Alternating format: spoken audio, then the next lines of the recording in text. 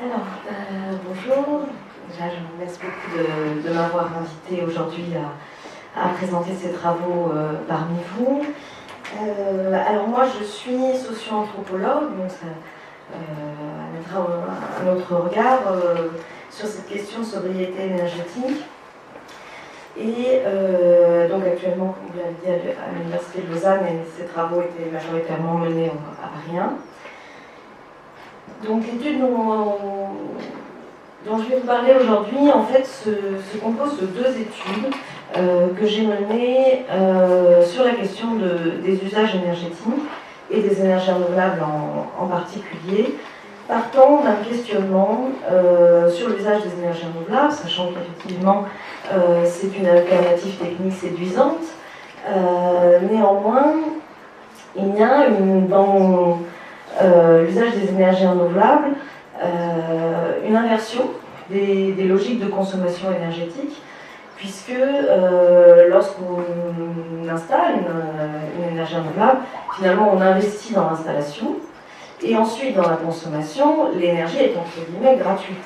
On ne paye pas à sa consommation énergétique. Or, un certain nombre d'économistes pointent le rapport entre consommation et économie, c'est-à-dire que nous réglerions notre consommation par rapport à son coût. Donc ma question de départ était de savoir est-ce qu'il n'y aurait pas un effet inverse avec les énergies renouvelables, contre-productif, paradoxal, est-ce que les énergies renouvelables ne mèneraient pas à consommer davantage, puisque dans leur usage, l'énergie là est gratuite. Donc pour répondre à cette question, j'avais fait une première étude auprès de personnes autonomes en énergie renouvelable en France, dans leur maison, donc autonomie totale de l'habitat ou partielle. Et ce qui s'est avéré, c'est que bien sûr c'est tout l'inverse qui se passait et que les personnes avaient réduit de manière spectaculaire leur consommation énergétique, et ce, même lorsqu'elles étaient encore raccordées au réseau ou qu'une autre énergie supplée à l'énergie renouvelable utilisée, donc par exemple simplement un chauffe-eau solaire, lorsqu'il y avait également un raccordement au réseau ou une autre énergie qui supplée au solaire. On voyait bien une modification des pratiques, parce que même s'il y avait cette continuité de fourniture que permettait l'énergie d'appoint, c'est toujours l'énergie renouvelable qui primait dans les pratiques, et les gens allaient utiliser en priorité l'énergie renouvelable. Donc typiquement faire des machines quand il fait beau, utiliser l'énergie solaire et attendre qu'il fasse beau pour faire des machines, alors qu'ils avaient la possibilité, à l'inverse des autonomes qui n'avaient pas le choix, pas de soleil, pas d'énergie, mais eux avaient le choix de pouvoir quand même faire une machine à minuit, ne le faisaient pas. Donc ce qui m'a amené à poser la question du collectif, puisque là on restait à l'échelle individuelle, et qu'est-ce qui se passe quand on change d'échelle et qu'on s'intéresse à des initiatives plus collectives.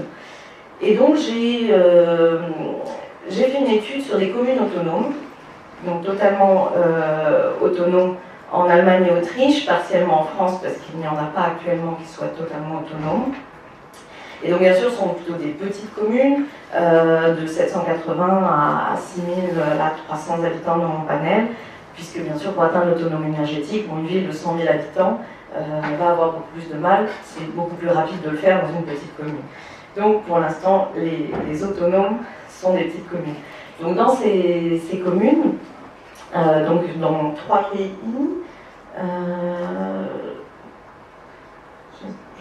est-ce que je vous ai mis les... Ah, je ne vous ai pas mis, bon. Pardon, donc il y a 5 communes, 2 allemandes, 2 autrichiennes, une française, qui sont en Allemagne, Lunde et Freiham, pardon, et en Autriche, Gusny et Murek, et en France, Le Menet, en Côte d'Armor, en Bretagne. Donc ces communes ont mis en place des énergies renouvelables, un mix en général. Donc, ce qui se retrouve dans toutes ces communes, c'est la méthanisation, qu'on voit vraiment dans toutes les communes, et en fonction des spécificités locales, de l'hydraulique, de l'éolien, du solaire, etc.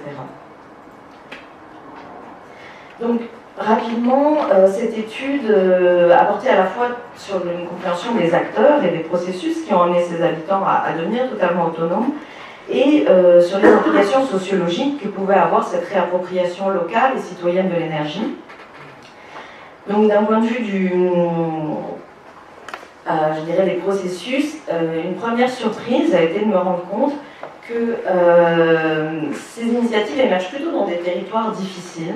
Il y a plutôt des territoires qui étaient face à des difficultés de pauvreté, de chômage, de diminution de population, de pollution éventuellement.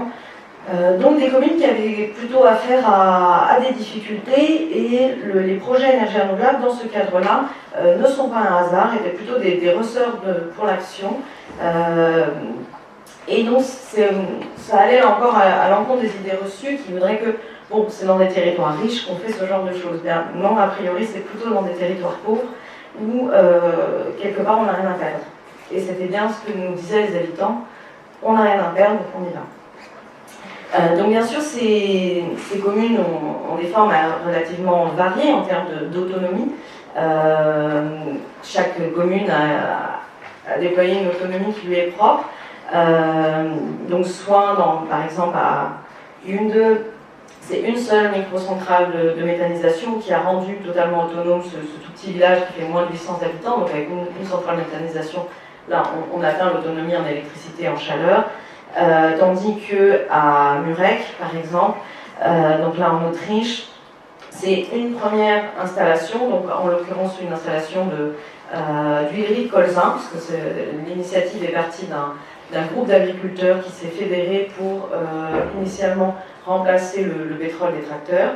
Et de ce premier projet est venu un réseau de chaleur local, puis une centrale de méthanisation, puis un parc photovoltaïque citoyen. Donc, des installations en succession et en filiation qui, in fine, ont abouti à l'autonomie. Et c'est en général ce que j'ai retrouvé dans la plupart des communes, c'est-à-dire qu'on atteint l'autonomie chemin faisant.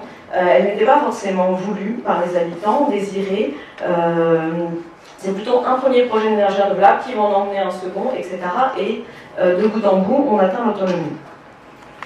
Donc bien sûr, ça s'inscrit dans des temporalités différentes, entre des communes qui ont commencé comme Lucine dans les années 90 et qui vont atteindre l'autonomie dans les années 2000, alors que des communes qui ont commencé dans les années 2000 ont été beaucoup plus vite, ont mis 5-8 ans à atteindre l'autonomie. Donc bien sûr, les contextes nationaux jouent, l'imaginaire, et notamment l'imaginaire du nucléaire, m'a paru jouer un rôle entre ces trois pays, c'est-à-dire qu'il y a peut-être en France, il me semble, un investissement citoyen moins fort, là où le citoyen n'a pas été jusqu'à maintenant sollicité sur les questions énergétiques. Ce qui n'est pas du tout le cas en Autriche et en Allemagne encore d'une façon différente, où les politiques publiques ont très tôt interpellé les citoyens pour les amener à l'action. Vous avez refusé le nucléaire, c'est le cas en Autriche, eh bien on compte aussi sur vous, les agriculteurs et les citoyens, pour que des projets émergent et qu'une autonomie énergétique du pays se mette en œuvre. Donc bien sûr, ça joue sur le développement de ces projets. Rapidement, ces acteurs, il faut aussi savoir que ce ne sont pas les élus, ce qui m'a également surpris à l'échelle de communes. Je pensais rencontrer plutôt des élus comme initiateurs de ces démarches. Ça n'était pas le cas, c'était plutôt des citoyens lambda qui avaient initié ces projets. Alors bien sûr, les élus ont suivi parce qu'ils ont tout de suite compris l'impact positif que cela aurait pour la commune, à la fois d'un point de vue symbolique et économique. Donc ça a été une constante dans ces 5 communes. Les équipes municipales m'ont dit que ces projets avaient été votés à l'unanimité des partis représentés dans les conseils municipaux, ce qui était a priori une première pour eux. Et ce qui est étonnant, c'est que cette récurrence s'est vraiment vue dans les 5 cas d'études. Donc, je dirais qu'elle s'explique par la vision des élus très rapide de l'impact positif qu'auraient ces projets, tant pour les habitants que pour la commune. Donc les élus n'ont pas été acteurs, mais ont suivi, bon, mis à part à Lucine, où là, c'est vraiment une démarche du maire, et qui a emmené l'équipe municipale et ses citoyens, mais dans les autres cas, ce sont des citoyens lambda, et parmi ces citoyens, plus particulièrement des agriculteurs, qui ont une représentation absolument très forte dans ces projets d'énergie renouvelable, comme initiateurs, comme leaders, et qui là encore, soit par le biais de coopératives professionnelles, donc initialement d'agriculteurs, comme c'était le cas à Murek, soit directement par des coopératives citoyennes, ont in fine emmené toute la commune et tous les habitants vers une autonomie énergétique. Bon, alors bien sûr, ces installations amènent à la fois des conciliations, je dirais, des discordes entre les habitants. Ça n'est pas le monde fabuleux de l'autonomie énergétique. Comme lieu de conciliation, on voit qu'en général, ces installations quand même tendent à faire lieu d'accord. Je pense notamment à la méthanisation qui était présente, donc, comme je vous le disais, dans toutes les communes. Et dans toutes les communes, les habitants ont souligné l'avantage qu'apportait la méthanisation dans ces territoires qui restent des territoires de production. Alors bien sûr, que ce soit en Allemagne, comme en Autriche, comme en France, les territoires sont de plus en plus des territoires de résidence. Et il y a bien sûr un conflit entre activité de résidence et activité de production. Or, par la méthanisation, tend une conciliation parce que le lisier des agriculteurs, une fois passé dans les méthaniseurs, n'a plus d'odeur. Ce qui fait que les agriculteurs peuvent épandre le lisier le dimanche sans contrarier les habitants qui souhaitent, eux, profiter de leur jardin le dimanche pour faire un barbecue et inviter leurs amis. Et là, on voit une conciliation de ces deux activités qui tendaient à plutôt s'opposer dans ces dernières années. Donc, un exemple de conciliation, ça porte aussi sur les éoliennes. J'entendais précédemment que les éoliennes sont souvent source de conflits. Oui, c'est vrai, mais il faut aussi se poser dans le cas de ces conflits locaux les réelles raisons de ces conflits et ne pas voir l'arbre qui cache la forêt ou l'éolienne qui cache le conflit, qui porte souvent sur autre chose finalement que sur la technique dont on parle. Donc typiquement, je pense à un conflit très fort qu'il y a eu dans le Mené, donc en Bretagne, pour une centrale de méthanisation, où le conflit ne portait justement pas vraiment sur la méthanisation, c'est-à-dire que les habitants qui se sont opposés à ce projet ne s'opposaient pas à la technique de méthanisation en tant que telle, mais s'opposaient à la taille de ce projet et sa configuration, puisqu'il amenait à la fois une alliance en fait, entre industriels et agriculteurs, initiée là aussi par des agriculteurs, mais les habitants voyaient cette installation comme une double peine. On allait encore amener tous les déchets dans cette région qui est déjà énormément polluée, qui a déjà des difficultés colossales.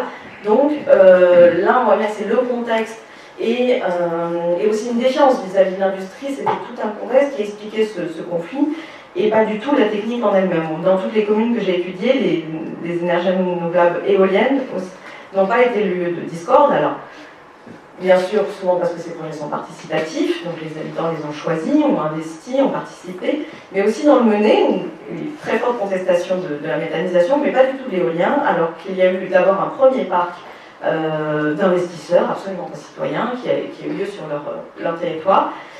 Et ce premier parc, pour le Mené, c'était vraiment montrer qu'il se passait quelque chose de novateur dans cette région enclavée où ils sont en général plutôt montrés du doigt pour les pollutions qu'ils ont que les choses écologiques qu'ils mettent en avant. Donc ce parc qui n'avait rien de citoyen et rien de local a été très bien accueilli par les habitants, a ouvert la voie ensuite à un parc citoyen éolien, parce que ce parc changeait l'image de la région, du territoire, et in fine des habitants eux-mêmes, et l'image que les habitants avaient d'eux-mêmes.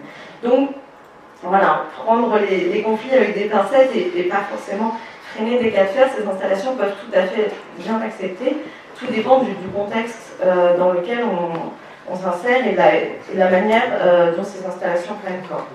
Alors, je passe très rapidement puisque je voulais plutôt vous parler des pratiques énergétiques qui sont l'objet d'interrogation de ce colloque aujourd'hui. Donc, les implications sociales de cette réappropriation locale sont bien sûr des implications socio-économiques, d'emplois directs et indirects, d'un tourisme énergétique qui s'est très fortement développé dans ces communes, là où dans ces communes on n'y venait parfois pas du tout. Il y avait à Lucines plus de 2000 personnes par semaine qui venaient en 2008, c'est quand même assez colossal. L'installation aussi de nouvelles entreprises pour bénéficier d'image un peu de marque et écologique qu'a la commune. Éventuellement, quand la commune a la main sur les prix d'énergie, comme c'est le cas avec Lucines, la commune peut aussi proposer une énergie moins chère que celle qui serait pratiquée à côté, Donc là encore, ça permet à des entreprises de s'installer plutôt dans cette commune que dans celle d'à côté. Donc pour cette commune qui était confrontée à un fort taux de chômage, ça a été, d'un point de vue économique, assez positif. Des implications bien sûr sociales, de solidarité et symboliques, comme je vous le disais, d'identification et d'identité collective autour de ces installations, mais aussi de revalorisation de ces territoires et de ses habitants, en montrant que l'innovation n'est pas forcément dans les territoires urbains, mais qu'elle peut aussi se faire à la campagne, parce que dans ces petites communes, on venait de Corée du Sud pour voir ce qu'ils avaient fait. Donc imaginez, une petite commune de 800 habitants, au fin fond d'Allemagne et d'Autriche, vous avez un groupe de touristes énergétiques qui viennent de Corée du Sud pour voir ce que vous avez fait. Ça revalorise un peu le blason. Donc voilà pour les impacts plus sociologiques qui m'ont intéressé. Et sur la question des usages, me direz-vous, qui est l'axe par lequel je suis partie dans cette étude. Donc là, à travers ces deux échelles d'observation, à la fois individuelle et collective, on peut observer le rôle du système technique dans les usages énergétiques, puisqu'il y a bien une variation des systèmes techniques utilisés. Dans l'autonomie, on peut se couper, l'autonomie à l'échelle individuelle, se couper totalement du réseau, là où dans ces communes, on va avoir plutôt des petits réseaux énergétiques, des réseaux de chaleur notamment, et toutes ces communes étaient par contre raccordées aux réseaux nationaux pour ce qui est de la production électrique. Donc une variation du système technique qui permet d'interroger son rôle, parce qu'ils allaient comprendre que les énergies renouvelables ne sont pas tout à fait des techniques comme les autres. Elles s'inscrivent dans un rapport à la nature qui n'est pas celui des technologies modernes, qui sont pour la plupart des technologies pré-industrielles. Si on met de côté le photovoltaïque, qui bien que étant inventé à la fin du 19e, début du 20e, reste néanmoins une technologie pointe dans son appropriation et dans sa construction. Mais les énergies renouvelables, quelles que soient leurs améliorations techniques, restent dépendantes des conditions météorologiques, de cette fameuse intermittence qui est d'ailleurs un argument contre les énergies renouvelables, et leur perfectionnement réduisent bien sûr cette dépendance à la nature, mais ne l'annulent pas. Ce qui fait qu'il y a dans ce choix technique un rapport à la nature qui n'est pas celui du contrôle absolu, comme on peut l'avoir avec la centrale nucléaire, qui en est l'exemple paradoxal inverse, celui de la puissance. Avec l'éolienne, la puissance, elle est mise à mal quand même. Elle est beaucoup plus exprimée dans le nucléaire.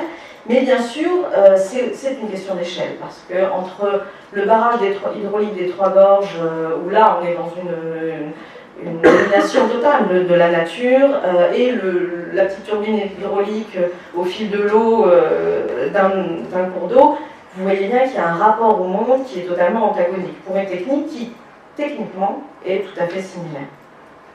Donc, un rapport au monde différent, et il me semble que il y a une temporalité spécifique d'usage dans les énergies renouvelables, justement liée à cette intermittence de la production, c'est-à-dire que ces énergies de flux dépendent des aléas climatiques, ce qui va inscrire les acteurs dans un autre rapport à la nature, c'est-à-dire qu'il y a on voit chez les acteurs une réelle attention, une connaissance météorologique aussi qui se développe, et les gens disent « Ah, mais si vous saviez, depuis qu'on est éolienne, on est devenu des férus de météorologie, parce que bien sûr les éoliennes s'orientent en fonction des vents dominants. » L'orientation de l'éolienne, on peut un peu prévoir ce qui va se passer, savoir aussi si on va avoir suffisamment de courant pour faire une machine à laver.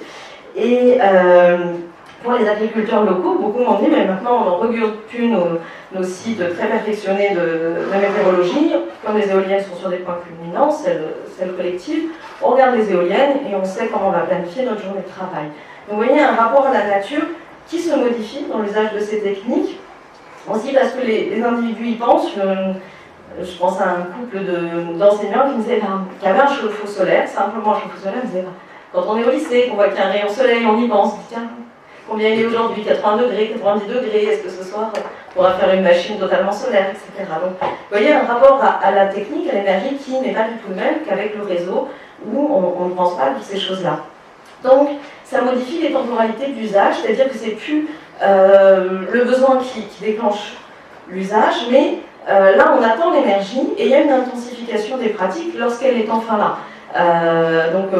Avec les chauffe-eau solaires, typiquement, dès qu'il fait beau, allez hop, on fait 5-6 machines, il fait beau, on va aussi faire sécher le linge dehors, donc il va sécher vite, et on attend voilà, l'énergie pour avoir un usage énergétique. Donc, vous voyez bien cette inversion des logiques de consommation, puisque c'est plus la satisfaction d'un besoin qui amène une consommation, mais la présence d'énergie qui va amener une pratique énergétique.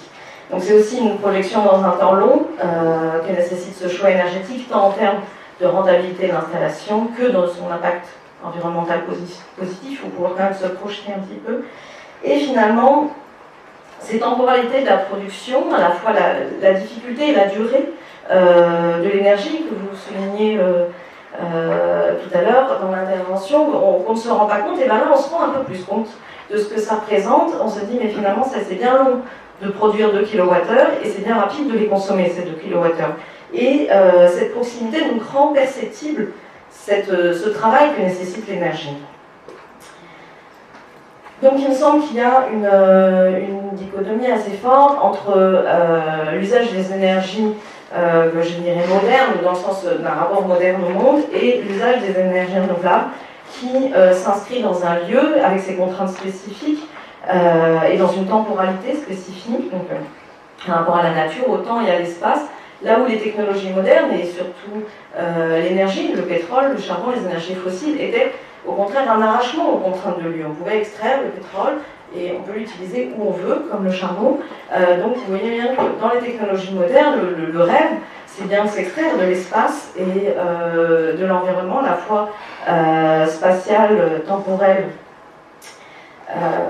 spatial et temporel. Or, les énergies renouvelables, malheureusement, réinscrivent dans un lieu et dans un temps, s'inscrivent dans un autre rapport à la nature, et donc n'impliquent pas les mêmes usages à l'immédiateté et à la disponibilité permanente du réseau. Et bien là, on a l'intermittence, l'attente et la perception aussi sensorielle de cette énergie et du travail qu'elle nécessite. Donc, qu'en est-il d'un point de vue quantitatif des usages? Alors là où dans l'autonomie individuelle c'était spectaculaire, la diminution des consommations, justement parce que cette intermittence des énergies renouvelables était vraiment suivie dans les usages, que l'énergie avait une valeur intrinsèque et symbolique très forte, donc une conscience de l'énergie directement liée à cette proximité des lieux de consommation et de production. À l'échelle collective, c'est un peu moins net. Alors, pour différentes raisons. Tout d'abord, parce qu'à l'échelle de la commune, c'est difficile à évaluer les changements de pratiques énergétiques, puisque l'un va peut-être réfléchir davantage sur ses consommations thermiques, l'autre davantage sur ses consommations électriques, et à l'échelle de la commune, ça se lisse, et on ne voit pas beaucoup, si on regarde que les consommations de la commune, ce qui a changé dans le temps. À ceci s'ajoute que ces communes ne sont pas en dehors de la société de consommation, donc des baisses de consommation sur des postes spécifiques, je pense notamment à l'isolation sur les bâtiments communaux, des baisses sur l'éclairage qui avait été là chiffré, mesuré, étaient compensées par exemple par l'informatisation qu'avait subi une commune, qu'une élue, vous voyez, ne serait-ce qu'à l'échelle des consommations de sa mairie. Vous voyez que bon, là où ils avaient gagné, eh bien, ça avait été compensé par le fait que, informatisation faisant, les gens qui avaient des ordinateurs étaient davantage derrière des écrans, ce qui compensait les gains qu'on avait gagnés par ailleurs. Les choix ne sont aussi pas les mêmes à l'échelle collective. Donc là, dans ces coopératives, à l'échelle collective, on joue la prudence. Là où à l'échelle individuelle, on se permet de se dire, bon, eh ben, on va prendre 2 kWh de moins et puis on fera avec et on verra bien.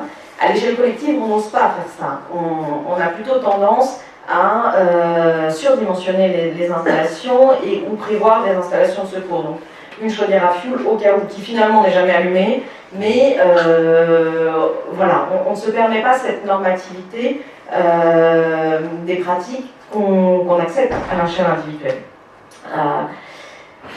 Bien sûr, ce qui joue également est le raccordement direct ou indirect de ces installations au réseau. Puisque lorsqu'il y a un raccordement indirect, c'est-à-dire que l'énergie passe d'abord chez vous et va ensuite sur le réseau, on voit réellement une autre attention dans les pratiques et dans la conscience de l'énergie que lorsque l'énergie part totalement sur le réseau et est totalement rachetée. Physiquement, me direz-vous, c'est la même chose. On consomme quand même son énergie lorsque tout repart dans le réseau et tout revient. Mais symboliquement, c'est pas du tout pareil. Et dans les pratiques, j'ai vraiment observé une différence. Et lorsque les gens auto-consomment leur énergie avant qu'elle parte sur le réseau, on n'a pas du tout la même attention à l'énergie, aussi parce que dans le système français, autrichien et allemand, l'énergie vendue est achetée plus cher que... Enfin, l'énergie, celle que je vends est achetée plus cher par le réseau que celle que le réseau me vend. Or, en Suisse, c'est l'inverse. C'est-à-dire que celle que je vends va être achetée moins cher que celle que le réseau me vend.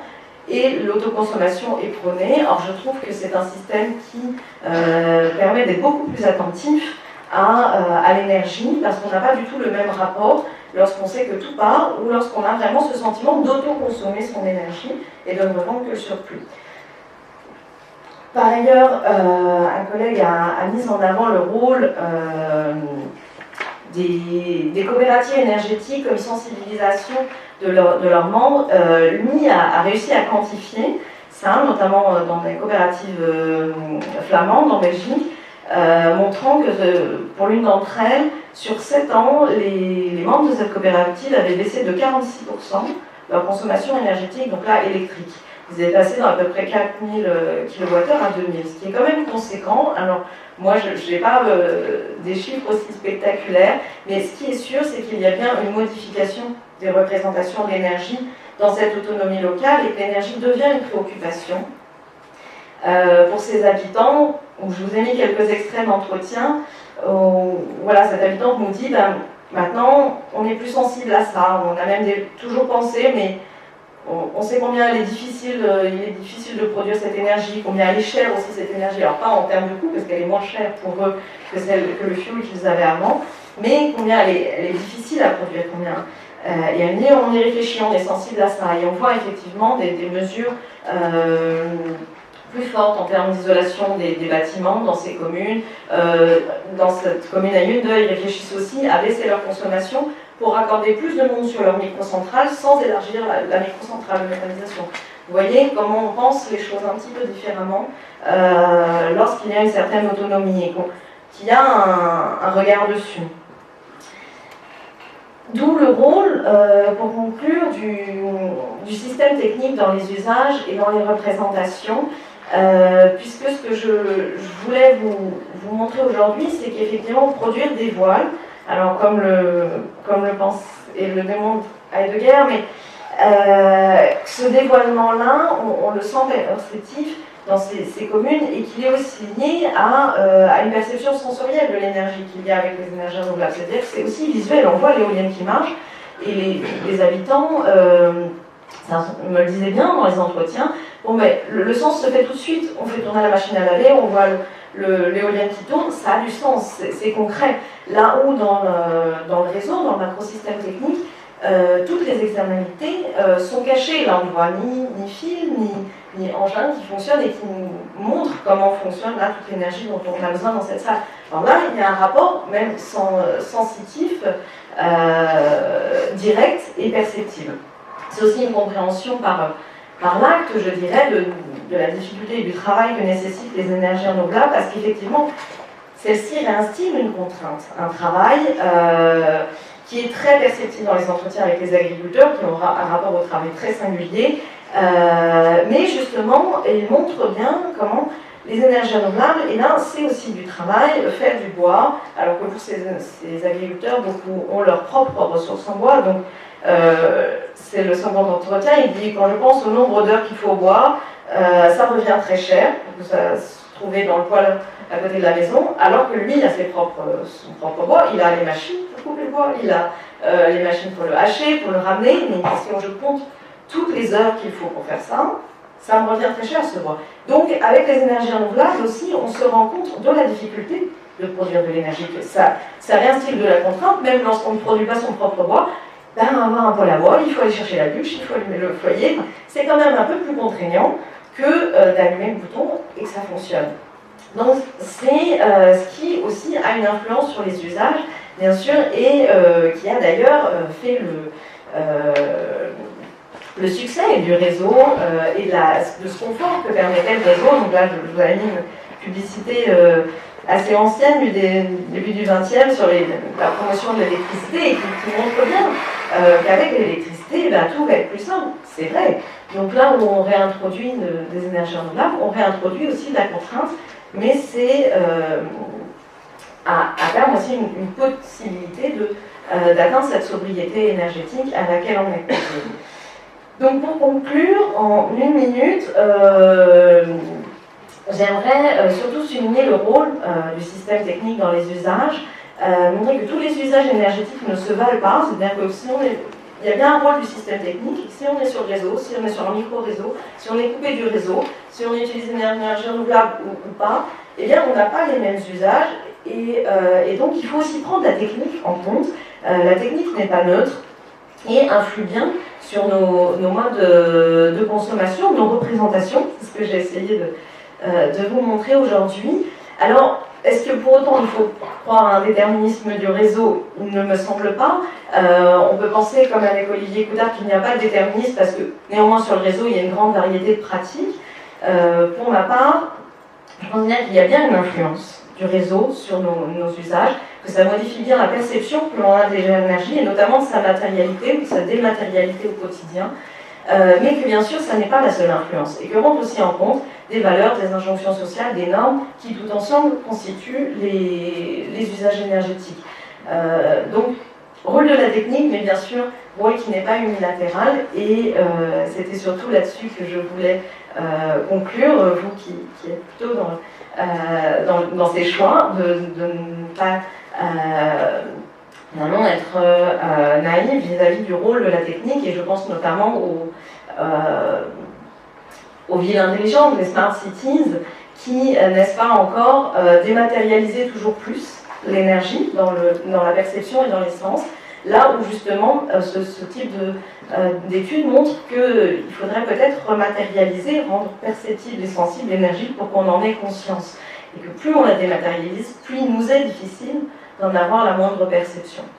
Voilà. Je vous remercie.